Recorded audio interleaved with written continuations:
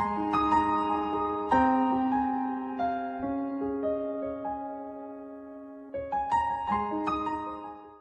to the Self-Delivery Network, Dr. Mike and you. I still remain Dr. Mike Uchobas. I'm a specialist obstetrician gynecologist, a student of the Word of God, and a priest in the Kingdom of God.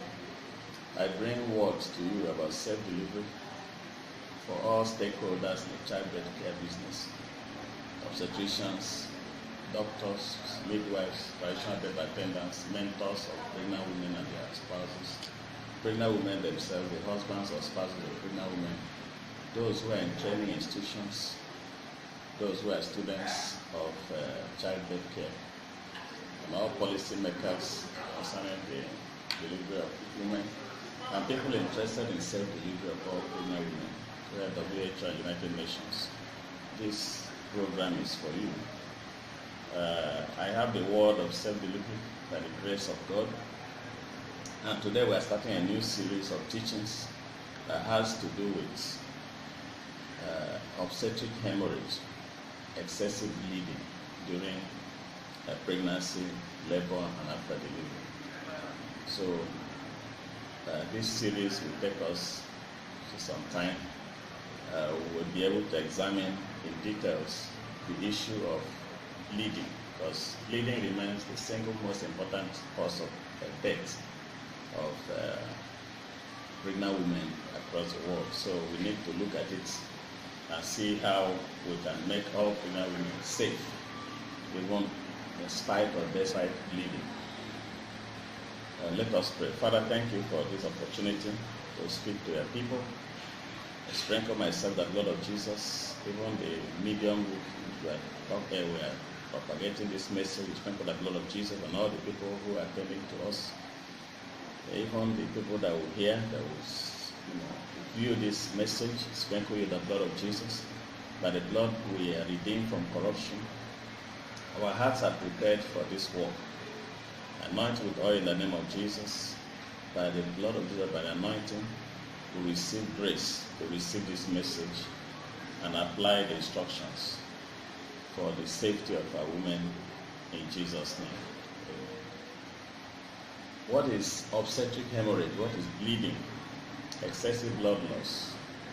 We can define it as blood loss that is related to pregnancy and childbirth after the 28th week of pregnancy and up to 6 weeks after delivery.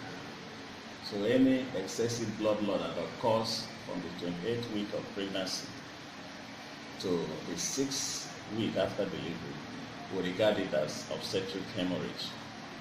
And then when we say massive obstetric hemorrhage, we are talking about bleeding that exceeds 1,500 mils of blood, or 25 to 30% of blood volume in a pregnant woman. Excessive bleeding is a major direct cause of maternal mortality, whether the excessive bleeding occurred before delivery, during delivery, or after delivery. Now, in many childbirth care centers, bleeding is the commonest direct cause of maternal death. So that is why we are starting this series with excessive blood loss. But the issue is that many women will have lived despite bleeding if they access correct intervention, if they access skilled childbirth care givers who have the capacity to handle the issues around the bleeding. So that women die from bleeding is not necessarily because they bled, but because they were not able to access skilled care on time, or because they had inappropriate care that worsened their plight and sent them down the precipice to death. So we will examine what inappropriate actions that can lead to excessive blood loss and death. That means, what are the things that those people that take care of pregnant women do that can even provoke bleeding or make bleeding worse that's already happening. Now, some what I'm saying now may look odd to some people who are in the civilized world, who have access to obstetricians, have access to midwives. But in many parts of the world where people do not have access to midwives or trained personnel, doctors and obstetricians, a lot of people that have no business to touch women are taking care of pregnant women, including those that may bleed or those who are already bleeding. And that is the major reason why these women die. They don't die because they bled. They die because correct attention was not paid, given them, or inappropriate actions were taken that worsen their plight and send them to die. So what are those inappropriate actions? What are those provocative actions that can cause excessive blood loss? Attempting to remove a low-lying placenta vaginally is one of them. We had a scenario in Port Harcourt, River State, Nigeria, where I practiced some years back. The woman had placenta previa. This was diagnosed ultrasonographically. A midwife sent her for an ultrasound in her third trimester of pregnancy, and they discovered that she had a low-lying placenta, and this woman was offered a cesarean section.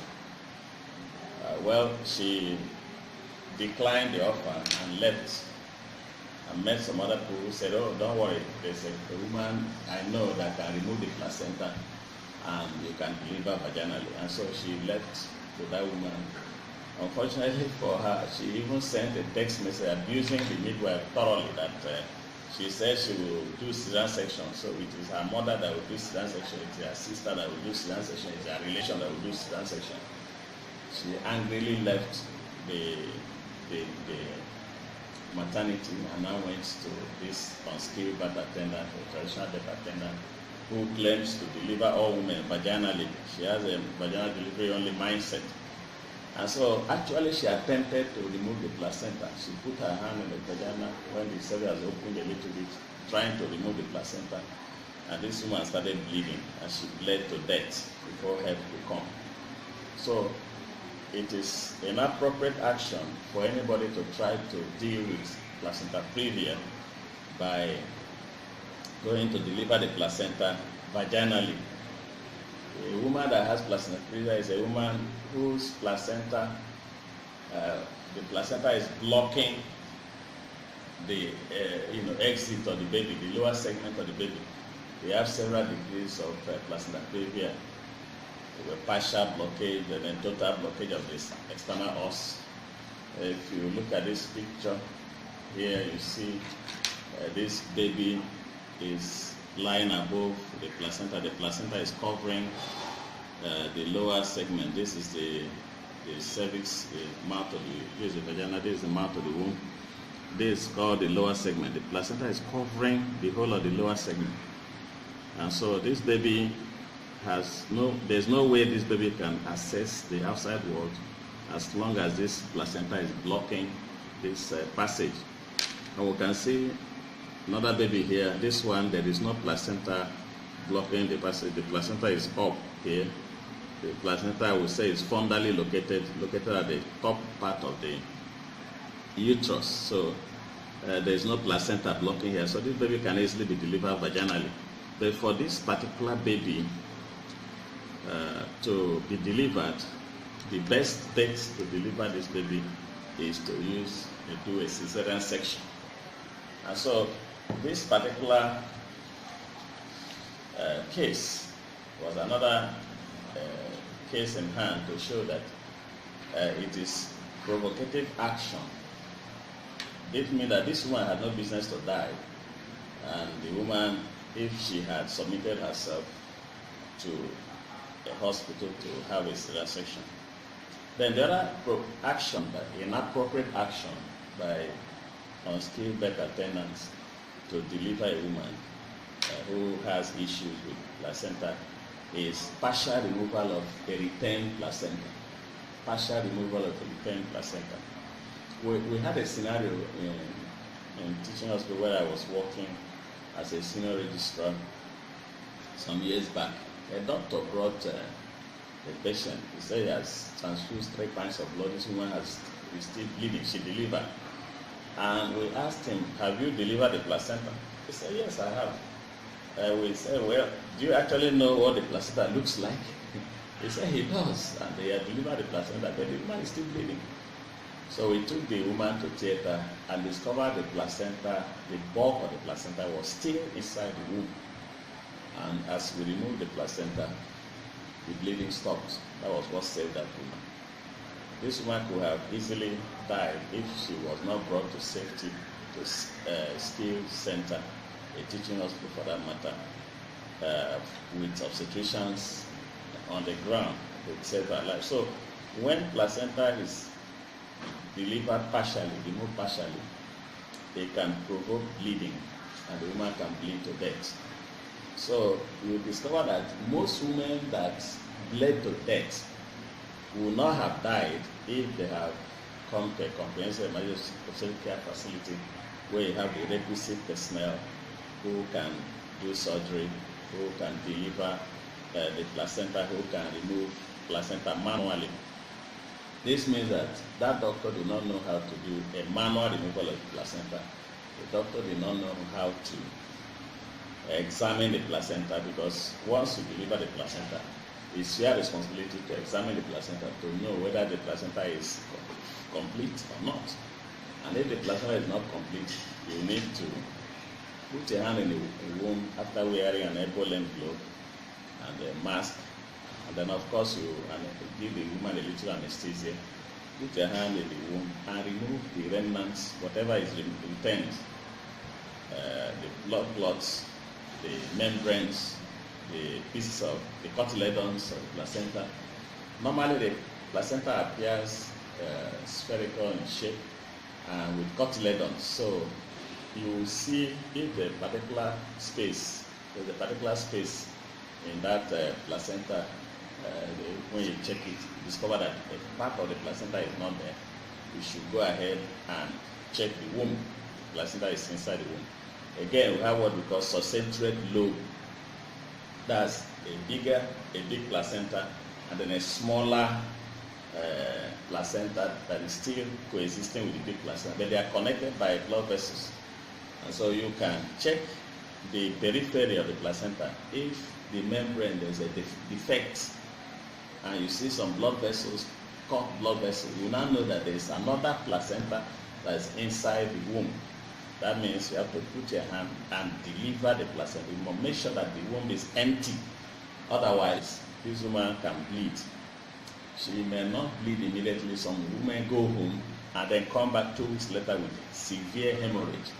That one we call postpartum hemorrhage. That means she had delivered and gone home and now come back with severe hemorrhage. And if care is not taken, such women can die because somebody failed. So you now discover in this discussion that most of the reasons why women die from bleeding is caused by inappropriate action. People who are not trained taking care of women when they are not supposed to take care of the women. They are supposed to, these women are supposed to be taken care of by those who are trained to take care of them. Now, the other reason why inappropriate action that can bring about bleeding that can kill women is performing a cesarean section for delivery of a dead baby in a woman with coagulation or clotting defect. Some people have the habit of doing a cesarean section for women that have dead babies, or women that have abruptio placentae, that's placenta has separated from the womb and blood has gathered inside the retroplacental space. Such people should have a vaginal birth. If there is no obstruction, if there is no obstetric indication for vaginal birth, that is, if there is no contraindication, that means the woman passage can allow baby to pass. If a baby is dead, you have better deliver that baby vaginally if there is no obstruction to vaginal birth. Because coagulation defect is a major reason for excessive blood loss that can make that woman to die from excessive blood loss. So What we do is, if a woman has a broken placenta, the placenta is separated, she had trauma, that she had an accident, the placenta separated from its site of implantation, and blood has gathered behind the placenta. We call it abruption placenta. Such women are releasing what we call thromboplastins into the blood. These thromboplastins stimulate clotting of blood, and the blood that is gathered behind the placenta clots. That mobilizes clotting factors from all over the circulatory system, and that means that any incision on that woman in the abdomen trying to do a C-section can mean excessive bleeding and death. And again, some women, when the baby dies, the dead baby also releases these thromboplastins. These thromboplastins are things that stimulate the coagulation cascade in the blood system and circulatory system. So when the coagulation factors are mobilized and a whole lot of clots happen, that means the clotting factors will not be available to stop bleeding through an incision on the abdomen. And so, but if a woman must need a C-section, then definitely you have to do a clotting time. Just very simple test. Get a syringe, get a bottle that's a glass bottle with a stopper, and draw some blood, put inside the bottle, turn it several times until it clots. Note the time it clotted. If it clotted from 10 to 12 minutes, it clotted, then definitely the woman does not have a coagulation defect. That means she can have a safe C-section. But if there's a clotting defect, definitely you have to arrange for fresh whole blood or plasma factors, clotting factors, if you have, that you can transfuse, so that woman will not die in the process of performing a cesarean section. So an incision on a woman that has a coagulation defect can mean death. And again, if a woman has abruption placenta, you should check the membranes. Membranes are bulging, the head of the baby is coming. You can rupture the membrane. When rupturing the membrane, release tension from the abdomen, from the uterus, and reduces the amount of thromboplastins that are thrown into the circulatory system. This makes this disseminated intravenous coagulopathy, or DIC. It reduces the likelihood of having a DIC, so that woman can live. So when you rupture the membrane, have already bled a lot. Now follow up every case of major placenta previa, because if they don't follow it up, these people, they may end up in the hands of these unskilled birth attendants who may try to deliver the placenta per vagina, causing death by bleeding. Every obstetric center should have a public relations department that will follow up absentee antenatal patients, or patients who are booked for surgery who fail to turn up. Should follow them up, talk to them. A phone call can change the course of events and bring this woman back to safety. And doctors should know that when a woman has a major placenta previa, she is not a candidate for doctors who are not obstetricians, not a candidate for those who are not surgeons, because the surgery is usually very challenging. Sometimes the placenta can be morbidly adherent to the uterus, what we call placenta accreta. Sometimes placenta increta, or even pacreta. That means the placenta may be morbidly adherent to the uterus, or even pass beyond the uterus to any surrounding organ and get attached, and such may require hysterectomy, which those who are not trained as surgeons may be ill-equipped to handle. And midwives and traditional birth attendants should know that placenta previa, or other major reasons for excessive blood loss, is not their case. Once you do a scan and discover that somebody has placenta previa, that person should be referred to an obstetrician or obstetric institution, or you must liaise with them to settle the issue. and mentors, those who are advising pregnant women and their husbands, and pregnant women themselves, husbands or spouses of pregnant women, should know that a woman that has placenta previa is not somebody you advise such a person to go to a traditional birth attendant, to go to a midwife to deliver. Such women should be sent to comprehensive emergency obstetric care facilities where you have the requisite surgeons who can handle her case.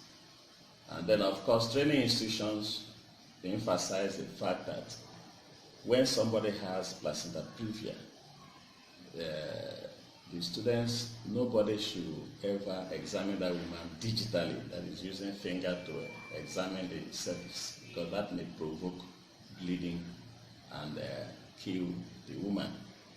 And of course, policymakers and all people interested in the delivery of all pregnant women should know that they should have public enlightenment mechanisms whereby people are enlightened on the dangers of doing the work of a surgeon, doing the work of an obstetrician by those who are not trained to do them.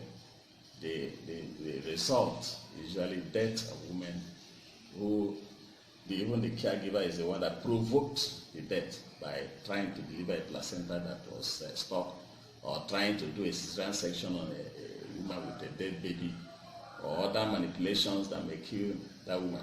So there must be a deliberate policy of enlightening the people about the dangers that placenta previa holds and other reasons for hemorrhage holds for women. And the funny thing about, the bad thing about this obstetric hemorrhage, death can happen within 2 hours of onset of bleeding.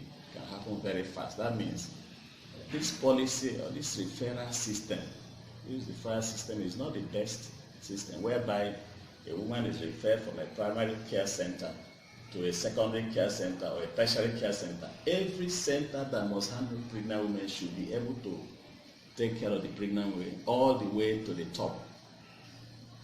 The Safe Motherhood Empowerment Line Initiative, Safe Living Network advocates that every center that must take care of pregnant women must be a center that has all it takes to take care of the challenges. Because if a woman starts bleeding now, maybe in a health center, and you say refer to another hospital, refer to the teaching hospital, ordinary traffic delay, the woman will die in the vehicle. So there is no point in a health center attempting to deliver women, except if they discover these women, they send them out before they go into labor.